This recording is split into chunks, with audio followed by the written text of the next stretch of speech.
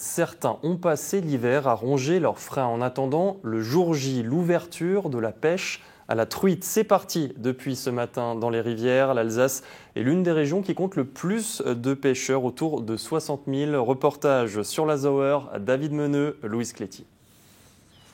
C'est la hantise du ver de terre, l'ouverture de la pêche à la truite.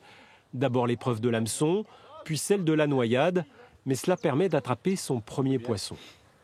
C'est celle qui fait le plus plaisir, effectivement. C'est le moment attendu. Surtout, il y a nouveau le soleil, c'est bien, c'est cool. Vous attendiez ça depuis combien de temps? Depuis la fermeture, en septembre, donc là, c'est cool. Mais là, j'espère surtout que c'est les jeunes qui vont en attraper. Première sortie à la rivière pour certains enfants de l'école de pêche. C'est le niveau supérieur par rapport à la pratique en étang, en termes de technique et de poissons à attraper. En rivière, c'est différent qu'en étang.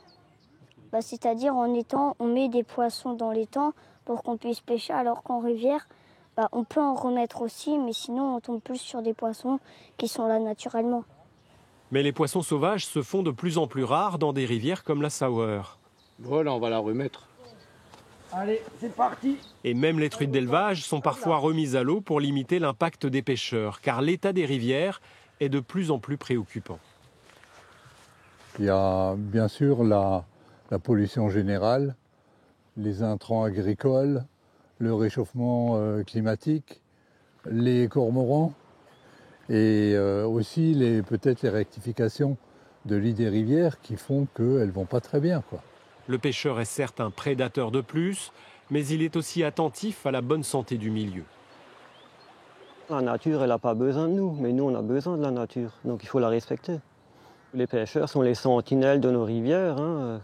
En cas de pollution, les pêcheurs sont les premiers à alerter, quoi. Beaucoup de monde à l'ouverture. Ensuite, seuls les mordus continueront de traquer les truites jusqu'à la fin de la saison, à la mi-septembre.